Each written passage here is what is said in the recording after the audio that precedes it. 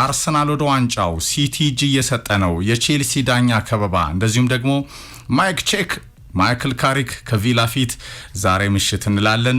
በተለይ ሲቲ በወሳኙ ሰዓት መልሶ ፈዟል። እጁም በተደጋጋሚ እየሰጠ ይገኛል። ወትሮም የሲቲ ዋንጫ ፉክክር ጋባዡ ጠንቃቃው ማይክ አርቴታ ነበረ። ሱፐር ማክስ በተለይ ይህ ታዳጊ ቶፕ ያንግ ገን የመድፎ የለየለት ጭንቀት ነፃ አውጪ ታዳጊ ኮከብ ሆኖ ትናንትና ታይቷል። አርሰናል 89 ደቂቃዎች ወስዷል የመጀመሪያውን ጎል ለማግኘት። እንደገና ደግሞ ኤቨርተንን ጋብዟል። 97ኛው ደቂቃ ላይ ፒክፎርድ ጭምር ኮርና ሊመታ የሄደበት ሞመንትና በእንግሊዝ ፕሪሚየር ሊግ ታሪክ እንግዲህ በእድሜው በጣም ታዳጊ የሆነው ወጣት ጎል በማስቆጠር ሱፐር ማክስ ቀዳሚ ሆኗል። በሲዝን ኪክኦፍ በለንደን በነበረ ቆይታ አርሰናል ሊድስን 5-0 ሲረመርም ለመጀመሪያ ጊዜ በኤምሬትስ ሲሰለፍ አይቼዋለሁ። ከኖርዝ ባንክ በተለይ በዮከሬስ 2 ጎሎች አካውንቱን ሲከፍት ሱፐር ማክስ ደግሞ ለመጀመሪያ ጊዜ በአርሰናል በታዳጊነቱ የተሰለፈ ነበረ። ያኔ ወደ 16 ዓመቱ እየተንደረደረ ነበረ። ፔናልቲ ጭምር አስገኝቶ ዮከሬስ አስቆጥሯል። ይህ ተጫዋች ካይን ያውጣው እንጂ የመድፉ በጣም ትልቁ ታለንት ነው። ከመድፉ አካዳሚ የተገኘ ሎካል ቦይ ነው። ሱፐር ማክስ ዶውመን ትናንትና አርሰናል ውዱን 3 ነጥብ እንዲያገኝ ዋናው ተዋናይ ነበረ። የማይክ አርቴታ የአርሰናል ደጋፊዎች ከኤምሬትስ እስከ ጥግ ባለማችን ክፍሎች የነበረ የለየለት ጭንቀትን ነው ማክስ የገላገለው። በተለይ ሁለተኛዋ ጎል በመልሶ ማጥቃት የመጣች ነበረች። አርቴታና አርሰናል ከሚነሳባቸው ጥያቄ ከሜንታሊቲ ጋር በተያያዘ አሁንም አርሰናል በተለይ አርቴታ ጃኬቱን አውልቋል። በቴክኒክ ኤሪያው የነበረው ፈንጠዝያ አስደናቂ ነበረ። አርሰናል ጊዜው አርሰናል ነው። አርሰናልን የመሰለ ትናንትም ሲዝኑ ሲጀመር አልነበረም። በመሃልም ሲንገዳገድ አልነበረም። አሁንም እንደሌለ ታይቷል። በተለይ ከማንቸስተር ሲቲ ፐርፌክት ያለ መሆን ጋር በተያያዘ እጅ ሰጥቷል። የሲቲዝንስ ትናንትና ከዌስትሃም በነበረው ጨዋታ ከምስራቅ ለንደን እንደዚሁ ማንቸስተር ሲቲ ነጥብ ጥሏል። ይህንን ተከትሎ ጋፑ አሁን ወደ 9 አድጓል። ከፌዴ ቫልቬርዴ ሃትሪኮች ጋር ከበርናባው መሳጭ የመንከራተት ሃንጎቨሩ ገና ያልወጣ የሚመስለው የፔፕ ጋርዲዮላ ሲቲ ወደ መዶሻው መንደር አቅንቶ 2 ነጥብ መጣሉ ለአርሰናል አድቫንቴጅ ይዞ መጥቷል። አርሰናል ወደ ዋንጫው ሲቲ እጅ እየሰጠ ነው። የቼልሲ ዳኛ ከበባ አስቂ ተግባርና ማይክል ካሪክ ዩናይትድ ምስጋና ላሞሪም እያረፈ ነው የሚጫወተው እንደ ብሔራዊ ቡድን። ዛሬስ በተለይ በቲያትር ኦፍ ድሪምስ ከኒውካስል ሽንፈት ማግስት ካሪክ ከመጣ ዩናይትድ ተነስቷል። ካሪክ ከመጣ ማንቸስተር ዩናይትድ ማንቸስተርን መስሎ ተቃይቷል። ካሪክ ከመጣ ማንቸስተር ዩናይትድ በጣም የወረደ የነበረው ፐርፎርማንሱን በፍጥነት አስተካክሎ የውድድር አመቱን አድኗል። አሁን ዩናይትድ ለሶስተኝነት ለአራተኝነት ለአውሮፓ ቻምፒየንስ ሊግ ትኬት ተሳትፎ የሚጫወተው ቡድን ሆኗል። ከአሞሪም ጋር ቢቀጥል የዶሮዋ ቶተናም የዶክተር ቶተናም ባልደረባ ይሆን ነበረ። ከርዛም ወጥቷል። ይህ በጣም ጥሬው ሀቅ ይመስለኛል። ዩናይትድ ከቪላ ይጠበቃል። ከዛ ውጪ ዶክተር ቶተናም እንደተለመደው ውጤቱ ለማከፋፈል ከሊቨርፑል የሚኖረው ጨዋታም ሌላው አብይ ጉዳያችን እናደርገዋለን በሱፐር ሰንዴይ።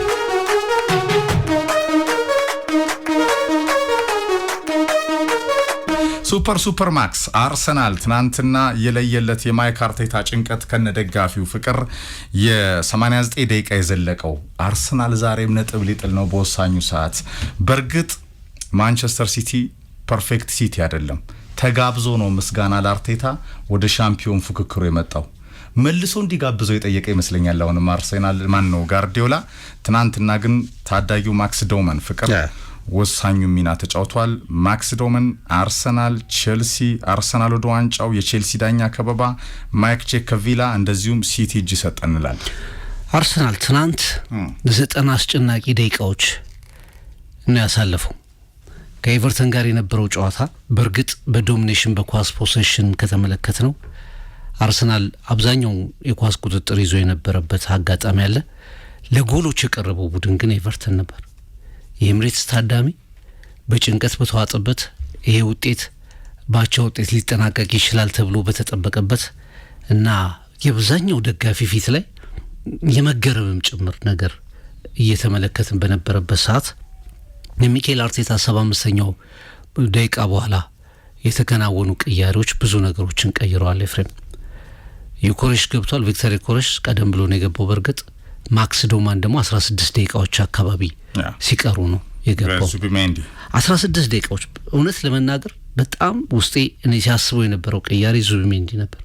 ዙቢሜንዲ ዴክላን ራይስ ከኋላ ላለው ኳስ የሚሻሙ ነበሩ። ዳይሬክትነስ በጣም ይጎል ነበር። መሀል ሜዳ ላይ ኳስ በጣም ዝም ብሎ የመንሸራሸር ነገሮችን ትመለከት ነበር። ግን እኔ ይቀይራል ብዬ አስቤ የነበረው ከሚኬል አርቴታ ጋብሪኤል ጄሱስን ነበር የኔ ሀሳብ። ምክንያቱም ደጋግሞ የሚያሳይህ እሱ ቀያሪዎቹ በጣም ተለዋጮቹ ተመሳሳይ ናቸው። ወይ የኮሬስ ይወጣል ጄሱስ ይገባል፣ ወይ የኮሬስ ይወጣል ወይ ሃቫርስ ይገባል አይነት ቀያሪዎችን ነው ኤክስፔክት ስናደርግ የነበረው። ትናንት ሚኬል አርቴታ ላይ ከሚነሱ ቅሬታዎች መካከል አንዱን ራሱ አሰልጣኙ ይቀርፋል። ለምንድነው ለየት ያሉ ነገሮችን የማይመለከተው? ባለፈው በኤፍኤ ካፑ ጨዋታ ማክስፊልድን ካሸነፉ በኋላ ኤፍሬም እዚህ ስቱዲዮ ስናነሳው ነበር እናንተ ይሄ ልጅ መታየት የለበትም ወይ? በተለይ በሎ ብሎክ ለሚጫወቱ ቡድኖች ተጠቅጥቀው ለሚጫወቱ ቡድኖች ሳካ ያው የተለመደ እንትኑን ስኪሉን አጥቷል። ተጫዋች የሚያልፍ ተጫዋች የመሆኑ ነገር ቀንሷል። ይህን የመሰለ ስኪል እንዲህ አይነት ቡድኖችን ብሬክ ለማድረግ ነው የምትጠቀምበትና ለምን አይመለከተውም አይነት አስተያየትም ስንሰጥ እንደነበር ታስታውሳለህ።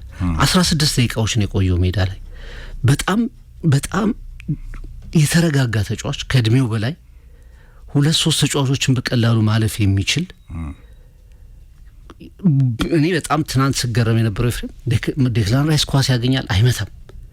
ኤዜ በኋላ ተሻለ እንደውም እንጂ ኤዜ ኳስ ያገኛል እንደዚሁ አይመታም። ሳሊባም የመታው ኳስ ደካማ፣ ጋብሪኤል ማጋሊሽ ከፊት ይመታል ትክክል አይሆንም። አንድ የአርሰናል ኳስ ከቦክስ ውጭ በሙሉ ጥሩ አልነበረም።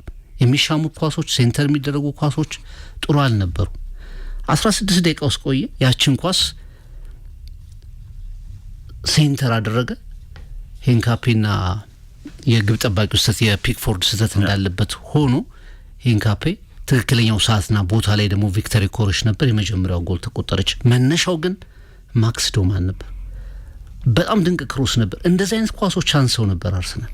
ቢያንስ ዴድ ቦል ላይ የሚጣል ኳስ የለም። በረጅሙ ይሮጣል ቡድኑ፣ ይሄ ይደርሳል፣ ከዛ ይመልሳል። ዙቢሜንዲ ይመልሳል። በቃ ንክኪ አብዛኛውን ኳስ የሚነካው ዙቢሜንዲ ነው።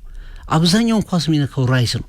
ግን ምንም ዳይሬክትነስ ያጣል፣ ይጠቀጠቃል ኤቨርተን እና እንደዛ ሴንተር የሚደረጉ ኳሶች አደገኛ ኳሶች ያስፈልጉ ነበር። ቪክተር ኮሬሽ ኳስ አልነካም ከገባበት ሰዓት ጀምሮ ይፍል። ምክንያቱም አርሰናል እሱን የሚያሳትፍ ጨዋታ አልነበረውም። ትናንትም ተቀይሮ ገብቶ ያቺ ኳስ ሴንተር ስትደረግ እድሏ ተፈጠረች። እንደዚህ አይነት እሳቤ መጀመሪያ ኤምሬትስ በአንድ እግሩ ቆመ። ያቺ ጎል ስትቆጠር ጭንቀት ተገፈፈ። አርሰናል ዘንድሮ የራሱ ጥንካሬዎች የራሱ ብርታቶች የመከላከል አቅሙ በተለይ ዲፌንሲቭ ካፓሲቲው እና በተለያየ ደረጃ ያሳያቸው ጥንካሬዎች እንዳሉ ሆነው ለኔ እድልም ከአርሰናል ጎን ነው ባይኔ ዘንድሮ በጣም። ምክንያቱም እነዚያ የዳኑ ኤቨርተን ኳሶች አስገራሚ ናቸው። መጀመሪያው ሀፍ ላይ 3 ኳሶች በተለይ ካላፊዮሪ ያዳነው ኳስ፣ ፖል የመለሰው ኳስ ኤፍሬም በጣም አስደናቂ ሙከራዎችን አድርገዋል ኤቨርተኖች። ጥቂት ሙከራን ያደርጉት ግን አርሰናል ከሙከራቸው ሙከራዎች በኳሊቲ የኤቨርተን የተሻሉ ነበሩ እና ያ ሁሉ ጭንቀት በዛሽ ጎል ተቆጠረ። ከዛ በኋላ አርሰናል እንደገና ፈገፈገ፣ ማህዘን ተገኘ። አስጨናቂ ነበሩ የመጨረሻዎቹ ደቂቃዎች ኤቨርተን ጎል እንዳያገኝ። ዴቪድ ሞይስ የማጥቃት ባህሪ ያላቸውን ተጫዋቾች ሁሉ ያሏቸውን ተጫዋቾች ወደ መጨረሻ ወደ ሜዳ ማስገባት ጀመሩ። አሁንም አርሰናል ያችን ጎል ለማስጠበቅ ኢንቴንሽን አሳየ። ተረዳለህ 6 ደቂቃ ነው የቀረው፣ ሰዓት አልቋል ይሉ ነበር ቤንች ላይ ያሉ የስልጠና አባላት። ወደዛ በሄደበት ሰዓት ይሄ ኮከብ በእንግሊዝ ፕሪሚየር ሊግ ታሪክ በእድሜ ትንሽ ጎል አስቆጣሪ ያደረገውን ብቻ ሳይሆን ለኔ ከፍተኛ ብስለቱን ያሳየ።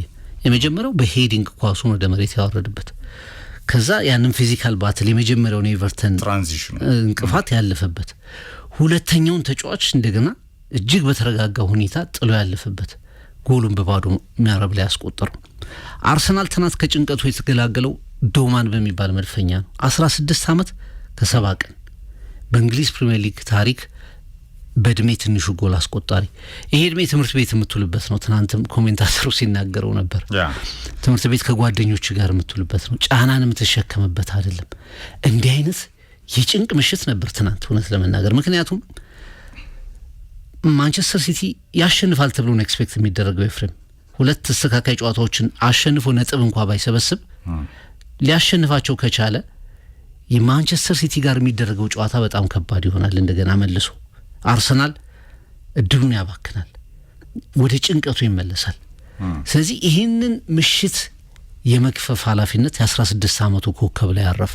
ትናንትና ሚኬል አርቴታ ከተለመደ ፓተርን ወጥቶ ይሄን ምቅያሪ በማድረጉ መመስገን አለበት። አንድ አዲስ ነገር ለመሞከር ሁሌ የተለመዱ ተጫዋቾችን ወደ ሜዳ የሚያስገቡ አድቬንቸሩ ላይ አዲስ ነገር ለመሞከር ይሄንን ማድረግ አለብህ። በቃ እንደዚህ ነው የምታገኘው እኮ ዋጋ የምትከፍለው። አንዳንዴ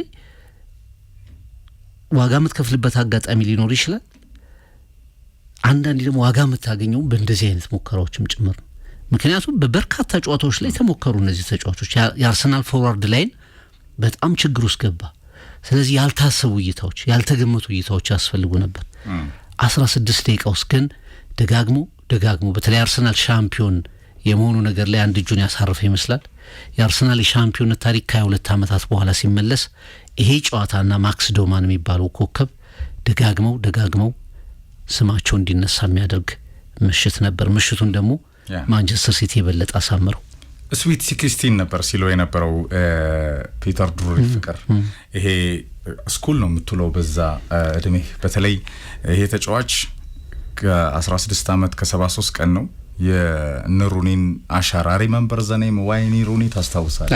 አሁን ሪሜምበር ዘ ኔም ማክስ ዶማን ሱፐር ማክስ። በተለይ የመድፉ ደጋፊዎች በአመቱ መጀመሪያ በኤምሬትስ ሲዝን ኪክ ኦፍ ከሊድስ በነበረው ጨዋታ ላይ ገና ሲቀየር ፍቅር የአርሰናል ይሄ ሎካል ቦይ ከአካዳሚ የተገኘ የነገው ታለንት፣ በዛ ላይ ኮንትሮሉ ተቹ ቅመም ነው ልጁ። በጣም ይሄ የራስ መተማመኑ የሚገርም ነው። የ16 ዓመት ህፃን አይመስልም። በዛ ክራውድ ውስጥ ከ60 ሺህ ምናምን ደጋፊ ፊት በጣም ዓለማችን ላይ ከፍተኛ እይታ ባለው አርሰናል በሃይ ሌቭል ፉትቦል ፍቅር ያውን በሊጉ በኮንፊደንስ ኳሱን ለመቀበል ነጻነት ያለው ኳሱን ሲቀበል የሚያምርበት እንደገና ለመስጠት ድሪብል ለማድረግ የማይፈራ ይህ አይነት ታለንቶች ለዓለም እግር ኳስ ሁሉ ጊዜ ውበት ናቸው ፍቅር። የሞደርን ዴይ ፉትቦል ውበቶች ናቸው። ያንግ ታለንት ነገ ኮከብ የሚሆን የነገ ባለንዶር ወግ ለመሆን ካይን ያውጣው የሚባል ከእንግሊዝ ሚዲያ ተከልሎ ከፍ ሊል የሚችል ያው እንግሊዝ ውስጥ ታለንት አለ ፍቅር በደንብ ይወጣል። ነገር ግን ሚዲያውም አንዳንዴ በብርሃን ፍጥነት ነጩ ፔሌ ምን ይሉህና ያጠፋዋል። ያን ሁላ ተቋቁመ እንደነዋዛ ወደፊት መምጣትም ያስፈልጋል። የአርሰናል አካዳሚ አንደኛው ትልቁ ተስጦ ነው ማክስ ዶማን ፍቅር። አርሰናል ኦፍ ኮርስ አርቴታ ከላይን አፑ ሲጀምር ዮከሬስን ቤንች አርጎ ከሃርቫርስ ጋር ነው የጀመረው። አንደኛው ጥያቄ ነበረ። ማዱኬ አውት ኦፍ ቤንች ነበረ። ሳካ ማዱኬ ገብቷል፣ በግራ በኩል ገብቷል። ሳካ በቀኝ ማዱኬ በግራ። የሳካ ሚና በጣም ሰሞኑን ቀስቅዟል ፍቅር። በሂደት ውስጥ በጣም በቻምፒየንስ ሊግ ፉትቦል ላይ ማዱኬ የነበረው ሚና እናስታውሳለን። ትናንትና ማክስ ዶማን በእንቅስቃሴ 74ኛው ደቂቃ ላይ ሲቀየር ይሄ ተጫዋች ፍቅር ይሄንን አይነት ሞመንት ለመውሰድ አርሰናል ጎል ይፈልግ ነበር። ትልቁ ጥያቄ አርሰናል መጫወት እየቻለ ለምን ይጨነቃል ነው። ሪሶርስ እያለው ተጫዋቾቹ እያሉት ማን ነው ፈቃጅ ወይም ደግሞ ማን ነው ያንን ኦርኬስትራውን የሚመራው? አርሰናል ነው። ለኔ አርሰናል የመሰለ ሲዝኑ ሲጀመርም አልነበረም ፍቅር። በመሃል ጃንዋሪ፣ ፌብሩዋሪ፣ ማርች አካባቢ ሲንገዳገድም አርሰናልን የመሰለ የለም። ይሄ ጸና ውጤቱን ይዞ የሚቆይ የሚቸገር ማሸነፍ እየቻለ ላለመሸነፍ የሚጫወት የሚመስል ከዛ ውጭ እንደገና አሁንም የለም ፍቅር። ማሳያው ሲቲ ነው። አርሰናል ነው የጋበዘው ሲቲ መልሶ እንዲጋብዘው የፈለገ ይመስላል። የዌስትሃም ጨዋታ ድሮን ስታይ የአርቴታና ልጆቹ ጥረት ልፋቶች ሁሉ የሚመጥነው ደረጃ ነው አርሰናል አሁን ያለበት። የ9 ነጥብ ጋፑ ፍቅር 6 ቢሆንም ሲቲ ቀሪ ጨዋታውን ቢያሸንፍም አርሰናል ቀና መንገዱም አለው፣ እድለኛውም ቲም ነው፣ ጠንካራውም ቡድን ነው። አርሰናልን የመሰለ የለም። ዴብዝ አለው፣ ሪሶርስ አለው፣ አማራጮች አሉት። እንደ ማክስ ዶማን አይነት ደግሞ ወንደር ኪዶችም አሉት። ያንግ ታለንት ፍቅር። ግን ይሄ ቡድን በአድቬንቸር ቢጫወት የበለጠ ኢንተርቴይን ማድረግ የሚችል ቡድን ነበር። ለኔ የሚሰማኝ እንደዛ ነው። ኢንተርቴይን ለማድረግ የሚያስችል ሪሶርስ አለው አርሰናል። ዋንጫውን የሚያሸንፍ አዝናንቶም ለማሸነፍ የሚያስችል። አሁን አርሰናል አይንም ምቀኛውም ወሬም ሲበዛበት ፍቅር ቦሪንግ ነው የተባለበት አንዱ ምክንያት ካርቴታ የጥንቃቄ ሜንታሊቲ ጋር በተያያዘ ነው። እሱ ብዙ ሚዛን የሚደፋ አስተያየት አይደለም፣ በተደጋጋሚ ያነሳነ ነው ፍቅር። አርሰናል እዚህ የደረሰበት አንዱ የጥንካሬ ወይም ይሄን ቡድን ጸንሶ የመድፉን ዲኤንኤ ፈጥሮ ከኖርዝ ለንደን ፎሬቨር እዚህ ያደረሰው አርቴታ ነው። ይሄ አሰልጣኝ ፍቅር ከብዙ እይታና ጫናዎች ጋር ወደሚመጥነው ወደሚገባው የሻምፒዮንነት ክብር ትክክለኛው ትራክ ላይ ትናንትም ነበረ፣ በመሃልም ነበረ፣ ይንገዳገድ ነበር፣ ያጋጥማል፣ ዛሬም አለ። እውነተኛ ደግሞ ሪንጉ ላይ ከአርሰናል ፊት የሚቆም የዋንጫ ተፎካካሪ ዘንድሮ የለውም። በዋንጫ ላይ ያለው ጥያቄ እስኪመለስ ድረስ ጥንቃቄ የበለጠ ቢያረብ ምክንያታዊ ነው። ትልቁን ሪስክም መውሰድ አይቻልም።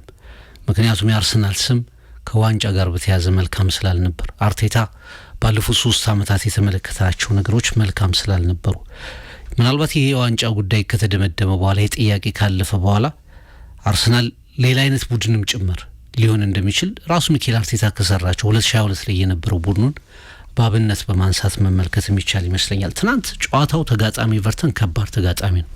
አዌይ ጨዋታ ላይ ብዙ ነጥብ ከሰበሰቡ ቡድኖች ከአርሰናል ቀጥሎ አንዱ ቡድን ነው ኤፍሬም። በፕሪሚየር ሊጉ 3ኛው ምርጥ ዲፌንስ ነው ዘንድሮ ዴቪድ ሞይስ ከመጡ በኋላ በአዌይ ጨዋታዎች ላይ በጣም ከሚያስቸግሩ ቡድኖች መካከል አንዱ ኤቨርተን ነው በእርግጠኝነት። ትናንትም ያሳዩት ፐርፎርማንስ ይሄ የተደራጀ ለዛውም እኮ ሴንተር ባኮቹ ላይ ያሉት ታርኮስኪና ብሬንትዌት አልነበሩም ትናንት በጉዳት ግን ተቀይረው የገቡት ተከላካዮቹ በጣም ድንቅ ነበሩ። እያንዳንዱን ጨዋታ ለማሸነፍ ፍላጎት ነበራቸው። የመጀመሪያው አጋማሽ በተለይ ለኔ ከመከላከል ባሻገር የድዋይት ማክኔል 2 ኳሶች ካላፊዮሪ ጎል ማግባት ያህል ነው ለኔ። ያ ኳስ ካላፊዮሪ ኳሱን የመለሰበት መንገድ እዛኛው ጎል ላይ ጎል ማስቆጠር ያህል ነው። በቀጥታ ጎል ላይ የምታርፍ ኳስ ነበረች። በኋላ ደግሞ እንደዚሁ ፖል የመለሰበትን አጋጣሚ እናስታውሳለን። ማክኔል ፈርስት ሃፍ ላይ በተለይ ፈርስት ሃፍ እነዛ ኳሶች ዳኑ። እኔ ስለ አርሰናል አሁን የምታነሳው ጥያቄ ምንድነው? በቁጥጥር ኳስ አይቸገርም፣ ይከላከላል፣ በንቃት ነው የሚከላከለው። 3ኛው ሰርድ ላይ ስትገባ ግን ሀሳቦች ይጠፉና እንደገና ኳሱ ይመለሳል። ወደ ሳይድ ይወጣል፣ ወደ ሳካ ኢፌክቲቭ አይሆንም፣ ወደ ግራ መጀመሪያ ማነው ማዶኬ በሳካ ቦታ ላይ ነው መሰለፍ የሚችለው። በዚህ በቀይ መስመር በኩል በጣም የሚቸገር ተጫዋች ነው። ሌላ ማዶኬ የተገለበጠ ማዶኬ ሆኖ ነው ያየነው። ማዶኬ ላይ መጣል ኳሱ ምንም አይሰራም። ዙቢሜንዲ ላይ ይደርሳል፣ ይመለሳል ወደ ኋላ። ራይስ ትንሽ ድራይቭ ያደርጋል፣ አይደርስም ኳሱ። ሃቫርትስ ፓሲቭ ነበር። በጣም ፓሲቭ ከመሆኑ የተነሳ ወደ መሀል ነበር የሚጫወተው። እንደ 9 ቁጥር አይደለም፣ ሞር ወደ ሊንክ አፕ ኳስ ለማግኘት እየሞከረ ነው ሲጫወት የነበረው። አርሰናል ብዙ ሙከራዎችን አድርጓል፣ ብዙ ሾቶችን አድርጓል። ኦን ታርጌት የነበሩት ጥቂት ናቸው ኤፍሬም። በኋላ ላይ ዴስፐሬት ታይሞች ሲመጡ በጣም ተስፋ የሚያስቆርጡ ሰዓቱ እየገፋ ሲመጣ ትንሽ ኢነርጂ ጨመረ። ብዙ ሙከራዎችን ከቦክስ ውጭ የሚያደርገው ኤዜ ነበር። ለእኔ ትናንት ብራይት የነበረው ተጫዋችም እሱ ነበር። ሰከንድ ሃፍ በተለይ እሱ ነበር የተሻለው ተጫዋች ለእኔ ወደፊት ለመሄድ። በዛ ሰዓት ላይ ኳሶችም በደንብ ወደ አደገኛው ኤሪያ መጣል በሚገባ ሰዓት ላይ የማክስ ዶመን ውሳኔዎች ሜዳ ውስጥ የቆየው ጥቂት ነው፣ የነካቸው ኳሶች ጥቂት ናቸው፣ ግን ፐርፌክት እና ወደፊት የሚሄድ ሃይ ቦሉ በተለይ መጀመሪያው በእርግጥ አሰልጣኙ ኢንስትራክት አድርጎ ነው የምትገባው በዚህ ሰዓት ምን ማድረግ እንዳለበት። የኮሪስ ከቦክሱ አካባቢ እንዳይንቀሳቀስ ያደርገው ነበር። አይተህ ከሆነ የተገኘው በትክክለኛው ሰዓት ላይ ነው። አንዳንዴ እንዲህ አይነት አጥቂዎች የሚያስፈልጉ ለምንድን ነው? ያ ኳስ ጥሩ ተሰርቶ የመጣ አይደለም። የፒክፎርድም ስህተት አለበት እውነት ለመናገር እሱ ጄጅ ሲያደርግ ስለተሳሳተም ጭምር ነው ያቺ ኳስ የተቆጠረችው። ግን ትክክለኛው ሰዓትና ትክክለኛው ቦታ ላይ ይገኛሉ።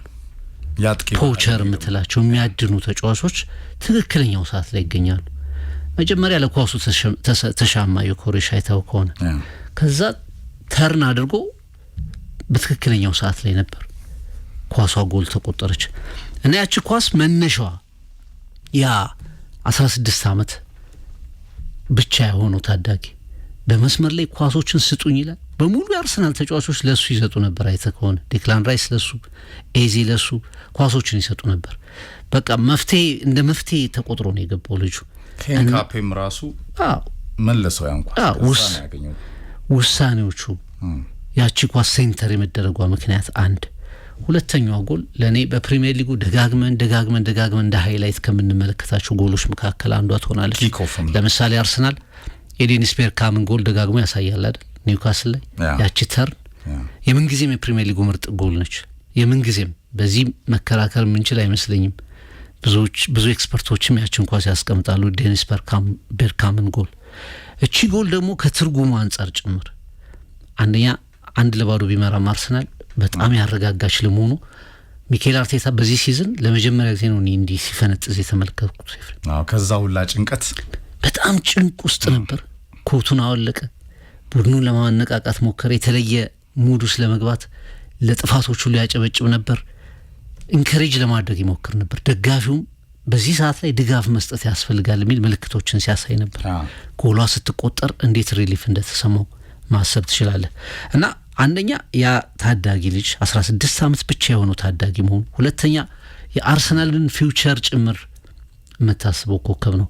ጆን ቴሪ በአንድ ወቅት ከሊዮኔል ሜሲ ውጪ እንደዚህ ኳስን በጣም አቅልሎ የሚነካ ተጫዋች በቅርቡ አልተመለከትኩም ብሏል። በቅርብ ጊዜ ትውልዶች ውስጥ እና የኳስ ንክኪው በጣም ምቾት አለው። ፓስ ያደርጋል፣ በጥሩ ፐርፌክት ፓሶችን ድሪብል ያደርጋል። ተከላካዮች ከበውት በጠባብ ሜዳ አሁን እግር ኳስ ላይ የቀሩ የሚመስሉ ሙከራዎችን ሁሉ የሚያደርግ ተጫዋች ነው ኤፍሬም። እና ወደፊት ደጋግመን በአርሰናል ውስጥ የምናነሳው ኮከብ ይሆናል ተብሎ ይታሰባል። የእንግሊዝ ፕሪሚየር ሊግ በጣም ሂስቶሪክ ሪከርድ ነው። ለመስፈር በጣም ከባድ ከሚሆኑ ሪከርዶች መካከል፣ ምክንያቱም በጣም ሁሉም ታዳጊዎች በዚህ እድሜ በዋና ቡድን ላይ የመሰለፍ እድሎችን አያገኙም። በአስጨናቂ ጨዋታ ቴንስድ በሆነ ጨዋታ ላይ አንተነ መፍትሄ ተብለህ እድል ልታገኝ የምትችለው ስፔሻል ታለንት ካለህ ብቻ ነው። እና ሪከርዱ ራሱ ለኔ በቀላሉ የሚታይ ሪከርድ አይመስለኝም። ለአርሰናል ሂስቶሪክ ናይት ነበር። የ16 ዓመት 270 ቀን የጄምስ ቮገን 2005 ላይ ከኤቨርተን ፍቅር፣ ከዛ ሚልነር እንደዚሁ 16 ዓመት 356 ቀን እንዲሁ ይሄ 2002 ላይ የተፈጸመ ነው። ሩኒ ሪሜምበር ዘኔም ዋይኒ ሩኒ ፍቅር 16 ዓመት 360 ቀን ነበረ፣ እሱም 2002 ላይ የተፈጸመ ነው። ሪዮ የኒውካስል ኮከብ በ2025 ታስታውሳለ ከሴንት ጄምስ ፓርክ ሊቨርፑል ላይ በዛ ሞመንት ሲያስቆጥር ለሊቨርፑል ከኒውካስል በነበረው ጨዋታ 16 ዓመት ከ361 ቀን ኦልሞስት 17 ዓመት 4 ቀን ማለት ማክስ ዶመን 16 ዓመት ከ73 ቀን 7 በጣም ሩቅ ይመስላል። ይሄ ሪከርድ እውነት ነው። ትናንትና ከአርቴታ ላይንአፕ ቅያሬዎቹ በጣም ጥሩ ነበሩ። ላይንአፑ ግን ጥያቄ ነበረ። ማዱኬ በግራው መስመር ሲሰለፍ እንዳልተሰለፈ መቁጠር ነው። ይጠፋል ፍቅር፣ ይሄ ድሪብሉ ይጠፋል። ማርቲኔሊ ግራው መስመር ላይ ተቀይሮ ሲገባ የተሻለ ወርከሬት ነበር፣ ዳይሬክት ፈጣን ነው፣ ዳይሬክት ሄዳል። ማዱኬ ሳካላ ለመንካት ነው የሚመስለው። አርቴታ የክለቡ ትልቁ ተጫዋች ነው፣ በፕሮሰስ ውስጥ ዋናው ተጫዋች ነው እና ሌላ ኦዴጋርድ ነው። ትናንትና ከጉዳቱ ጋር በተያያዘ አውት ኦፍ ቤንች የነበረው እሱን ሐሳብ ለማንሳት ብዬ ነው። ቅድምም ማዱኬ ከግራው መስመር ሲነሳ ፍቅር አብዛኞቹ ኳሶች ሴንተርም ሲያረጋቸው የተሳኩ አይሆኑ፣ ለድሪብልም ይቸገራል። የሬያን ጊግስ አይነት አይደለም የማዱኬ። አሁን ሞደርን ሲሞክርም የሚመቸው ግራግሩ ነው። ሲመታም ስታጥፍ የሮበን አይነት ፓስም ሲያደርግ ጎሉ ይገለጥልሃል፣ ድሪብል ለማድረግ ይመቻልና ከቀይ መስመር ሲነሳና በግራ ሲሰለፍ ግን ፕራዮሪቲ የሰጠው ለቡካዮ ሳካ ይሄ ፐርፎርማንሱ በጣም ዝቅ እያለ ሲመጣ የራስ መተማመኑን ቢውልድ ለማድረግ ቢሊፉን ለማምጣት ይመስላል። ቅያሬዎቹ ላይ ግን የአርቴታ የትናንትና ውሳኔ ከነጭንቀቱ ፍቅር፣ እኔ ትልቁ ጥያቄ ለምንድን ይሄ ቡድን የሚጨነቀው? አንደኛው ቡድን እኮ ነው፣ የትም የለም እኮ ፍቅር። አርሰናል እኮ 38ኛው ድሉ ነው በሁሉም ውድድሮች ፍቅር። 7 ነዋቸው የወጣው፣ 3 ጊዜ ብቻ ነው የተሸነፈው። የለም እኮ 15ኛ ክሊን ሺት ነው። 15ኛ ክሊን ሺት ነው በፕሪሚየር ሊግ ብቻ። ቶታል በሁሉም ውድድሮች 20ኛው ክሊን ሺት ነው። the best ዲፌንስ ነው፣ the best back four ነው። አጥቂዎች ጎል ያስቆጠሩልሃል፣ ድንቅ መሪ ተከላካዮች ዋንጫ ያመጡልሃል። የፈርጉሰን ብሂልን ሙሉ 100% ኮፒ ፔስት ያደረገ አሰልጣኝ ነው። ወንደርፉል ነው አርቴታ እኮ። ለዚህ ነው ሱፐር ማይክ አርቴታ ብለው የሚዘምሩለት። መድፉ ደጋፊዎች ግን ለምንድን ነው የማያምነው በራሱ እንዴ? መቼ ነው የሚያምነው? ዋንጫ ሲያሸንፍ። ይሄ ጭንቀት ባለፈው ሐሙስም አንስተናል። ፍቅር ብታምኑም ባታምኑም ይቀጥላል። በነገራችን ላይ እንዲህ ልብህ በአፍህ እስክትወጣ ድረስ አርሰናል ያስጨንቀሃል። ቢኮዝ ኦፍ አርቴታ ራሱ የተጨነቀ ነው። ደጋፊው ኤምሬትስ ላይ ትናንትና አይተዋል። በየቴሌቪዥን መስኮቱ ደግሞ የተቀመጠውን ማሰብ መገመት ያስፈልጋል። 89 ደቂቃ ሲወስደው አርሰናል ድራማውን ለመውሰድ ሞመንቱን ለመውሰድ ማጂኩን ለመንጠቅ የሚያስችል ሪሶርስ አለው። አጥቂ ያለው፣ ወንደርኪድ አለው፣ ኮከቦች አሉት፣ ዴብዝ አለው። ክላሲክ ቡድን ነው ግን አይጫወትም። ለዚህ ነው አይን የበዛበት፣ ለዚህ ነው ምቀኛም የበዛበት። ቦሪንግ የሚሉት እውቅና አንሰጠውም የሚሉት ሰጡት አልሰጡት ባለፈው ብለናል። ግን በጣም ቶፕ ቲም ነው ፍቅር። የማሸነፍ ሬቱ የሚገርም ነው። ጎል በቀላሉ አይቆጠርበትም። በዛ ላይ ጸንቶ የሚቆየው ቡድን ነው። አንዳንዴ እኮ አሁን ማዱኬን ቀይ መስመር አሰልፎ በፐርፎርማንሱ ከሆነ የቻምፒየንስ ሊግ ምሽት ላይ ትሪኩን የወሰደው እሱ ነው። ሴት ፒሱ ሲከለከል ፍቅር፣ ኮርናውን ስትከለክለው፣ የቆመ ኳሱን ስትከለክለው፣ ሊቨርኩሰን ከለከለው፣ ኤቨርተን ደገመው ትናንት እኮ። አርሰናል በሊቨርኩሰን ምሽት ማዱኬ የነበረው ፔናልቲ ያስገኘው እሱ ነው። ከሃርቫርስ አስቆጠረ። ትናንትና ሃርቫርስን ላይንአፑ ላይ ማስገባቱ ለኔ ጥያቄ ነው። ከዮኬሬስ የተሻለ አጥቂ አርሰናል ቤት የለም ፍቅር። ያውም ጉልበት፣ ፍጥነት፣ መታገል በሚፈልግ ግን ዮኬሬስ እንዳልከው ነው። ከተቀየረም በኋላ የኳስ ንክኪ አልነበረውም። ለዮኬሬስ የሚጫወት ቡድን አልነበረም። ያቺ ሞመንት ላይ ግን ለዮኬሬስ የሚጫወት አይነት ቡድን ሆነ። ማክስ ዶመን ያንን ዴድ ቦል በሃይ ቦል ሲያሻማው ፍቅር፣ ሄንካፔ ሲመልሰው ትክክለኛው ቦታ ላይ እንደ ቫን ኒስተልሮይ የተገኘው አጥቂው ነው። እዛ ትንሿ ፔናልቲ ላይ ዮኬሬስ አይነት አጥቂዎች ሲሆኑ ነው ከመረቡ ፊት ጎሉን የሚያሸቱ።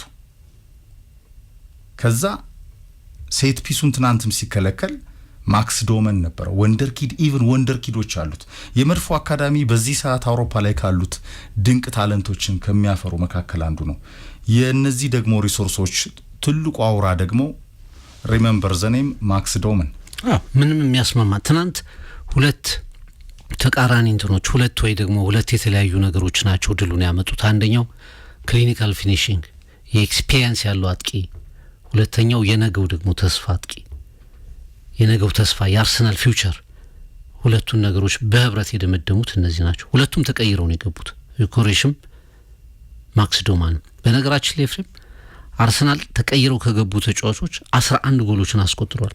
ከፕሪሚየር ሊጉ የተሻለው ነው። ማንም እንደዚህ አይነት ጎል አቅራቢውም መረበጣሹም ከሰብስቲቲዩሽኖች ማንም እንደዚህ አይነት ጎሎችን አላገኘም። በብዙ ስታቲስቲክሶቹ አርሰናል ቀዳሚ ነው። ብዙ ጎሎችን ያስቆጠሩ ነው። ብዙ ጎል አግቢዎች ያሉት ክለብ ነው። ብዙ ጎል አግቢዎች ለምሳሌ አሁን አያገባም የምትለውና በጣም የምትወቅሰው ዮኬሬስ 16ኛ ጎሉ ነው ሲዝኑ። በፕሪሚየር ሊጎች 10ን አልፏል። 11ኛ ጎሉ ነው ትናንት። በጣም ወሳኝ የሚባሉ ጎሎችንም ጭምር እያስቆጠረ ነው። ኔክስት ይር እርሱም ፍሪ የሚሆንበት ጊዜ ሊመጣ ይችላል። ቅድም ካስቀመጥከው የሚያስማማኝ ምንድን ነው? አርሰናል ዋንጫ ካነሳ የፕሪሚየር ሊጉን ዋንጫ ካነሳ አርቴታም ይህን አርቴታ አይሆንም ለኔ። አርሰናልም ይህን አርሰናል ብቻ መስሎ አይመጣም። አይነ ጥላውን ይገፋል። ብዙ ነገሮች ይቀየራሉ። ኮንፊደንስ ይመጣል። ጥያቄዎች ይመለሳሉ። ይሄ ሚዲያ ላይ ሁሌ የምትሰጣበት ርዕስ ይደመደማል። አርሰናል ኖ ሞር ይሄ እየደረሰ የሚመለስ ክለብ የመሆኑ ነገር ያበቃል። ከዛ በኋላ እኔ በጣም ኢምፕሮቫይዝ ለማድረግ የሚችል ቡድን ነው። ኤክስፒሪየንሱ አለው። በጣም ከቡድኑ ጋር የመጡ ባለፈው 3-4 ሲዝኖች እስከ ጫፍ እየደረሱ የተመለሱ ወጣት ኮከቦች አሉት። እንደገና ደግሞ እኔ ሻምፒዮን ስትሆን ብቻ ሳይሆን አርሰናል ብዙ ተጫዋቾችን አትራክት ማድረግ የሚችልም ክለብ ነው። ዙቢሜንዲ እኮ በማድሪድ ተጠይቋል። ሊቨርፑል፣ ማንቸስተር ሲቲ፣ አርሰናል ብሎ መጥቷል። ኮከቦችንም የሚስብ ነው። ሚኬል አርቴታ በጣም እያደገ የመጣ አሰልጣኝ ነው። ፕሮፋይሉ እያደገ የመጣ አሰልጣኝ ነው። የሚቀረውን ነገር ለመመለስ ሲል ነው ኤክስትሪምሊ የሚጨነቀው። ያንን መመለስ አለበት። ነገሮች ደግሞ በጣም ጥሩ እየሆኑ ነው። አንድ አርሰናል ራሱ ስራውን ይሰራል። በየትኛው መንገድ ውጤቶችን ያመጣል። ተጨንቀም ቢሆን ፈርተ ደክመ ኤክስፔክትድ ውጤቶችን ያመጣል። ሁለት ቅድም ባስቀመጥከው መልኩ ደግሞ ዚህ ሲዝን ተጋጣሚው ጠንካራው ማንቸስተር ሲቲ ነበር ብለህ ነው የምታስቀምጠው። ሌሎቹ አስቶን ቪላ እስከተወሰነ ጊዜ ተጓዘ፣ ግን አስቶን ቪላ የት እንደሚያጠናቀቅ መገመት ይችላል። የስኳድ ዴብዙን ምኑን ስትመለከት ያጋጠሙትን ጉዳቶች ሰከንድ ሃፍ በተለይ ፕሪሚየር ሊጉ ከጃንዋሪ በኋላ ሲመጣ አስቶን ቪላ በጣም ወሳኝ ተጫዋቾችን አጥቷል። የት እንደሚኖር ታውቃለህ። ማንቸስተር ሲቲ የሚንገራገጭ ቡድን ሆነ። ለዛውም ፔፕ ጓርዲዮላ ባልተለመደ ሁኔታ በዚህኛው ምዕራፍ ላይ ወደ ፕሪሚየር ሊጉ የመዝጊያ ወደ ውድድር መዝጊያዎች ላይ ቡድኖቹ እንደዚህ አይሆኑም። አሁን ባለፉት 3-4 ጨዋታዎች ማንቸስተር ሲቲንና አርሰናልን ተመልክተ። አርሰናል መጀመሪያ ባለፉት 4 ጨዋታዎች ከስፐርስ ጋር ነው የተጫወተው። የተለየ ጨዋታ ነበር፣ ዶሚናንት። ለዛውም ለንደን ይዞ ሄዶ ነው ያሸነፈው፣ 4 ጎል አስቆጥሮ። ከዛ ቼልሲን የተቀበለው። ቼልሲ 1-0 ነው ያሸነፈው አይደል? የቼልሲው ጨዋታ በ1-0 ውጤት ነው የተጠናቀቀው። ነው 2-1 ነው የተጠናቀቀው እንጂ 1 አቻ ከዛ 2-1 አስጨናቂ ነበር፣ ግን አሸነፈ የቼልሲን 2-2 ደርቢ። ሶስተኛው 30 ደቂቃ አርቴታ እኮ እዛ ጌም ላይ ከሲዶ ወጥቶ ጎል ካገኘ የመጀመሪያው ስታንፎርድ ብሪጅ ላለመድገም የተጫወተ አሰልጣኝ ነው። ሶስተኛው ጨዋታ ብራይተን ነበር፣ ሌላ በጣም ጥሩ ፎርም ላይ የነበረ ጨዋታ። ብራይተን ላይ ሄዶ አሸነፈ። እየተተቸ አሰልጣኙ እየተቹትም አንድ ቡድን ነው ሊጫወት የገባው ብለው እየተናገሩ 1-0 አሸነፈ። አራተኛው ጨዋታ ኤቨርተን ነው፣ ሌላ ጥሩ ቡድን። እነዚህ 4 ጨዋታዎች አርሰናል ከሲቲ ጨዋታ በፊት ይንሸራተትባቸዋል የተባሉ ናቸው። ኤፍሬም 12 ነጥብ ሰበሰበ። በአንጻሩ ማንቸስተር ሲቲ ባክ ቱ ባክ አቻ ወጣ ማለት ነው አይደል? ባለፈው ከፎረስት ጋር አቻ ወጣ፣ አሁን እንደገና ዌስትሃም ጋር አቻ ወጣ። የቻምፒየንስ ሊግ ውጤቱን ከደመርክ የማድሪዱን ጨዋታ ፐርፎርማንስ ካየ ዲክላይን እያደረገ ነው። የጓርዲዮላ ጸባይ አይደለም። ይሄ ደግሞ ለአርሰናል ጥሩ እድል ነው። አሁን 10 ነጥብ ነው፣ 9 ነጥብ ነው። ትናንት ሲቲ 1 ስላገኘ 9 ነጥብ ነው። ቢያሸንፍ ማንቸስተር ሲቲ ተስተካካዩን 6 ነጥብ ነው። ኢታሃድ ላይ ሄዶ አርሰናል ሲቲን ባቻ ውጤት ብቻ ከዚህ በፊት እንደሚያደርገው ባቻ ውጤት የሲቲን ጨዋታ 6 ነጥብ ሜንቴን አድርጎ ከሄደ የፕሪሚየር ሊግ ዋንጫው እዛ ላይ ይደመደማል። እና አርሰናል ራሱ የቤት ስራውን እየሰራ ሌሎች የሚጥሉትን ነጥብ የመጠቀም አቅሙም አሁን ወደ ወሳኙ ምዕራፍ ላይ እየጨመረ ነው። ባለፉት 3 ሲዝኖች ላይ ከዚህ ተቃራኒ ነበር እና የምናውቀው አርሰናል አይደለም የዘንድሮ አርሰናል። ያለፉት 3 ሲዝኖች አርሰናል አይደለም። ልትወቅሰው ትችላለህ፣ ግን ውጤቱን ያመጣዋል። መሀል ላይ ግን መስሎ ነበር ፍቅር። ይሄ ጥፋቱ ላይ ከርቡ ላይ ይሄ ብቻውን ሩጦ ከዛ ይመጣል። ከዛ ግን ደግሞ ሪስፖንድ ያደርጋል።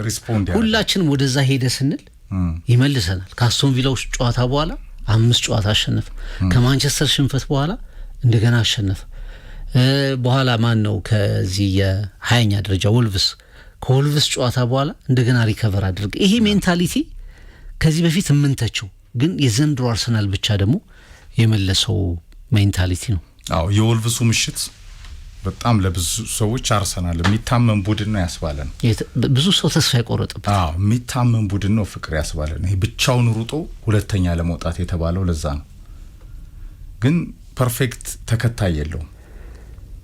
ሲቲ ወትሮም የሻምፒዮንና ፉክክሩ በአርሰናል ሚዛን የሚቀመጠው ቡድን አይደለም። ያውም ሚድ ሲዝን ላይ ጉይና ሴሜኒዮን የጨመረ ፍቅር በጣም በወሳኙ ሰዓት ሲቲ ማድሪድ የተባለ ደግሞ የሚለክፈው እያዟዟረ የሚለክፈው ተጋጣሚ ያለው በአውሮፓ ደረጃ ፍቅር ሰርፕራይዙን ጋርዲዮላን ጭምር ሰርፕራይዝ የሚያደርጉት ጋርዲዮላ ሰሞኑን በጣም አሮጋንስ ባህሪውን እያወጣ ነው። ፕሬስ ኮንፈረንሶቹ የሚያስቁ ነዋል። አሁን ትናንትና አላለቀም ከተሸነፍን ነጥብ ከጣልን ኦቨር ብሎ ነበር በፕሬስ ኮንፈረንሱ። ብለሃል አለችው። አላለቀም አለ። እንደገና ከተጫዋቾቹ ጋር በቅጣቱ ምክንያት የነበረውን ኮኔክሽን በስልክ ስትለው ሙሉ ስልኬን ቻርጅ አድርጌው ነበራል። እና ሌላ ነገር ነው የሚናገረው። ስለ ላይን አፑ ሲጠየቅ፣ ስለ ቻምፒየንስ ሊግ ምሽቱ ሲጠየቅ፣ ስለ ወሰደ ታክቲካል እርምጃዎች ሲጠየቅ ይሄ ጂኒየስ የምትለው አሰልጣኝ አሁን አልጋውራሽ ያለው አርቴታ የተባለ ፍቅር ግን ገና በዋንጫ ጥያቄ መከራው ላይ የቆየ። በነገራችን ላይ ሲቲን ማሰልጠንና አርሰናልን ማሰልጠን በጣም የሰማይና የምድር ልዩነት አለ ከጫና አንጻር። ሲቲ ቤት ምንም ፕሬዠር የለም። ሲቲ እኮ እስካሁን የማንቸስተር ይሄ ያለፉት 10 ዓመታት የእንግሊዝ እግር ኳስ ሀያል ሆኖ ሀያልነቱን ያላመነ እኮ ነው። ዩናይትድ ቤት ማሰልጠን፣ አርሰናል ቤት ማሰልጠን ከዛ ሊቨርፑል ቤት በሶስተኛ ደረጃ ማሰልጠን ዲፈረንት ነው አይደል? ሉክ ቼልሲ በጀቱ ነው። ቼልሲ ትልቅ ክለብ ነው፣ የለንደን ፕራይድ ነው። ቁጥሮቹ ሪከርዶቹ ያንን ያሳያሉ። ምስጋና ለሮማን አብራሞቪች። በቼልሲ ቤት ግን አሁን ያለው ፕሬዠር ያን ያህል ነው። ፍቅር አርሰናል ቤት ያለው አይነት ይሄ ከግሬት ብሪቴን አልፎ ድንበር ተሻግሮ ዩናይትድ ቤት ያለው አይነት ከግሬት ብሪቴን አልፎ ድንበር ተሻግሮ ያለው ዓለም አቀፍ ጫና የለም። ፍቅር ሸርተት ብትልም ሲቲ ችግር የለበትም። አንዳንዴ ገና ይሄ የ10 ዓመት ትልቁ ክለብ ስለሆነ በዘመን ቀለም አሻራ ውስጥ አልገነባውማ። ጋርዲዮላ ሁሌ ያምናል። ጁሊያ ሮበርትስን ነው የሚያነሳው። በጣም የሚወዳት አክተር ነች። ማንቸስተር ከተማ አንድ ክለብ እንዳለ ነው አሷ የምታውቀው፣ ዩናይትድ የተባለ ያ ነው ፕሬዠሩ። መድፉ ቤት ማርቴታ ላይ ያለ ይሄው ላይ ለየለት ጭንቀት ፍቅር አንደኛ ሆኖ አንደኝነትን ያለማመን የመጣውም ከዚህ ነው። በነገራችን ላይ a lot of pressure እየደረሱ መመለስ። ግን የዘንድሮ አርሰናል በጣም ዲፈረንት ነው። አርሰናልን የመሰለ ሊጉ ሲጀመር በሲዝኑ ዘንድሮ አልነበረም። ማንም የትም የለም። መሀል ላይ ሲንገዳገድም አልነበረም። እውነተኛ የሻምፒዮንነት ተፎካካሪም አልነበረውም። አርሰናል ግን እዛ ከርቡ ላይ የሚታጠፈውና የሚቀረው ሳይሆን መልሶ የሚያንሰራራው መልሶ ሜንቴን የሚያደርግ መልሶ ሜንታሊቲውን የሚጠብቅ በመሆኑ ራይት ትራክ ላይ ገብቷል። ፍቅር ከዋንጫው ፊት ሲቲ እጅ እየሰጠ ነው። የማንቸስተር ሲቲ አድቬንቸር አልተጠናቀቀም። በአራት ዋንጫዎች ላይ ሁለቱም ቡድኖች አሉ።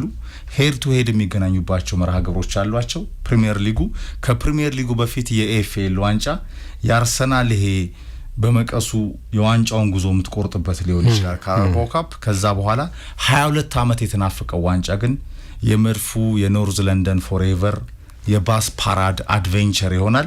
ቀና መንገዱ ወደነ ቡዶ ጊልሚት ለማድረስም ሊቨርኩሰንን በዚህ በአዲሱ ሳምንት መጀመሪያ ይገጥማል አርሰናል ማክሰኞ። ሌላው ቀናው መንገድ ነው። ኤፍኤ ካፕ ላይም እንደዚሁ አለ።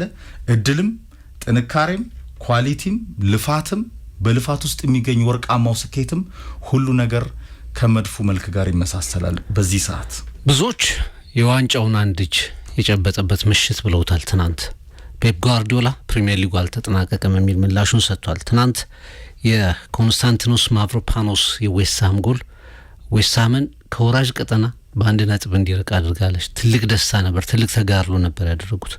ማንቸስተር ሲቲ በበርናንዶ ሲልቫ አማካይነት የመጀመሪያ ጎል አስቆጥሮ ቀዳሚ ጎል አስቆጥሮ ነገሮችን የሚያቀልበትን መንገድ ያዘ ይመስል ነበር። መልሶ ከጋበዘው አልተጠናቀቀም። ብዙ ሳይቆይ አርሰናል መልሶ ከጋበዘውና ቡፌውና አርሰናል ዘንድሮ በተደጋጋሚ በዚህ አመት እንኳን ብዙ ነገር አሳየን።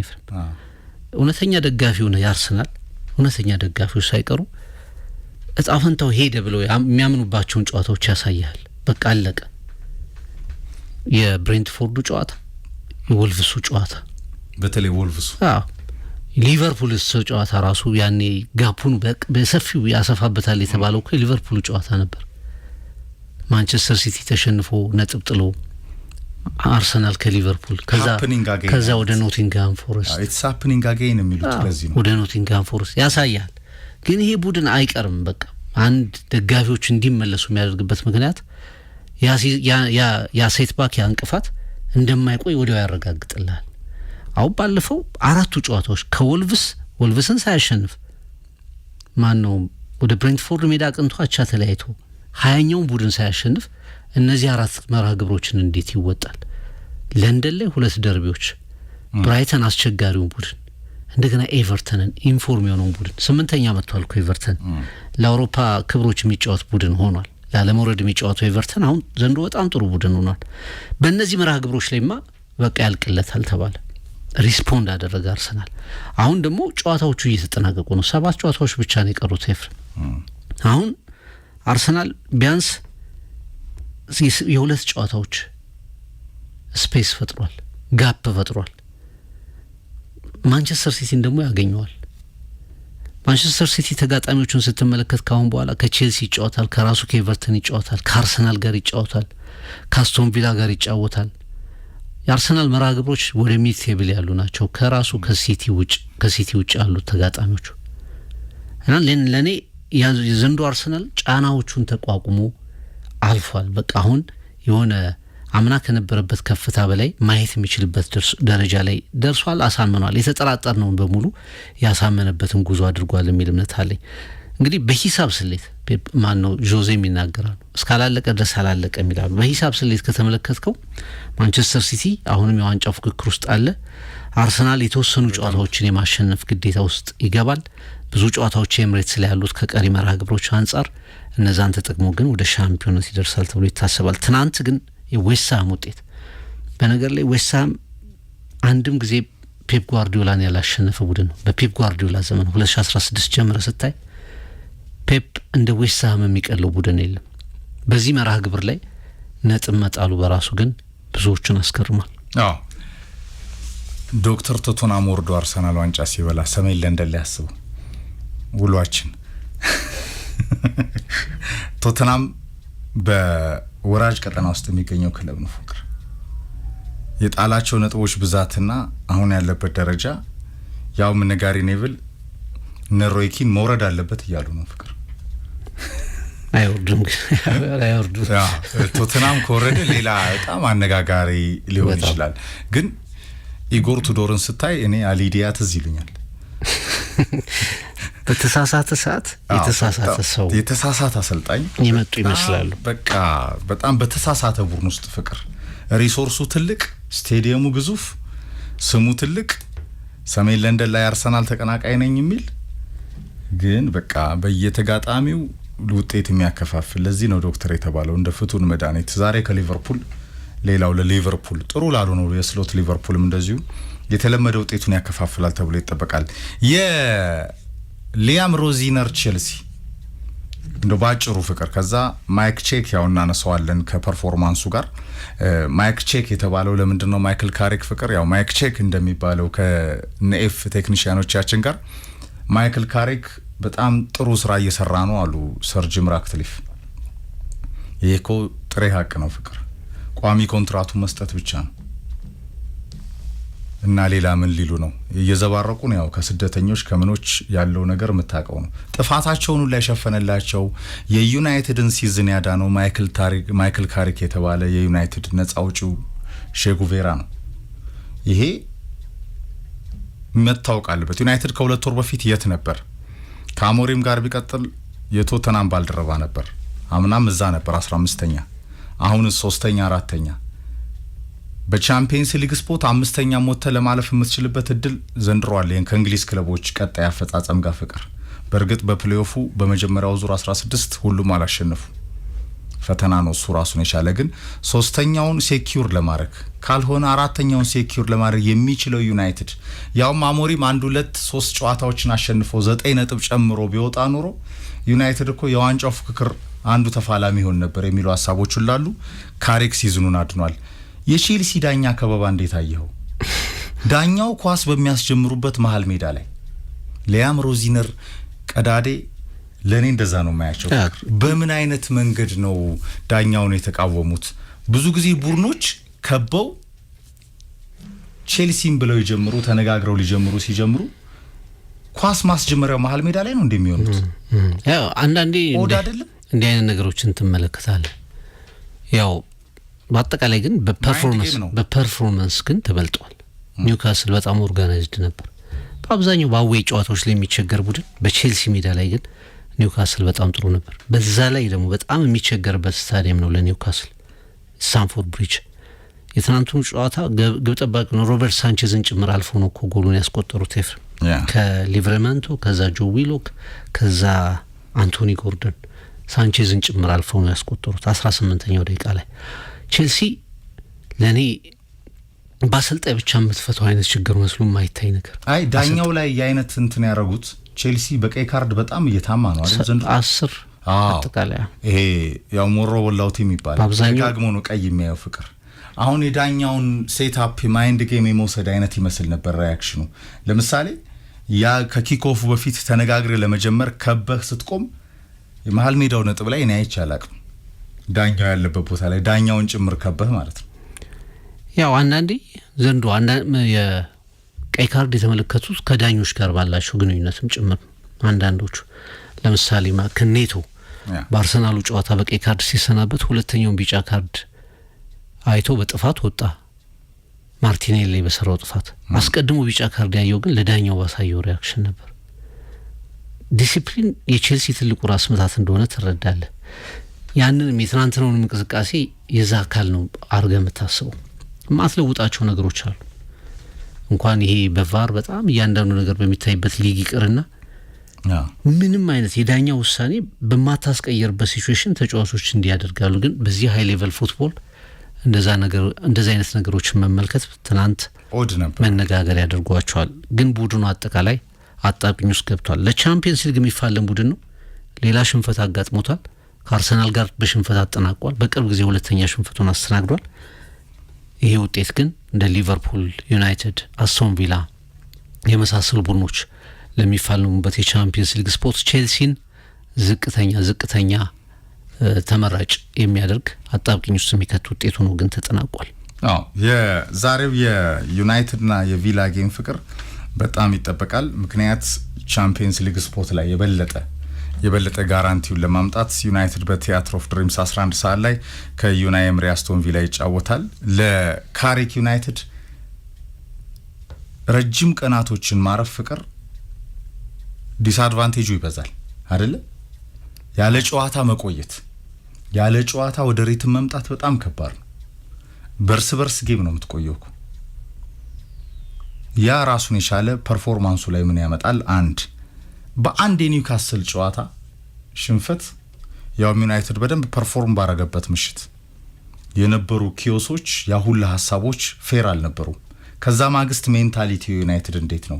የካሪክ ዩናይትድ ከሽንፈት ማግስት 15 ቀን ዘግይቶም ቢሆን የሚጫወተው ፍቅር ምን አይነት ፐርፎርማንስ ያሳያል? ለቻምፒየንስ ሊግ ስፖርቱ ሲዝኑን ያዳነው ዩናይትድ ምስጋና ለካሪክ አንዱ ትልቁ ነጥብ ነው።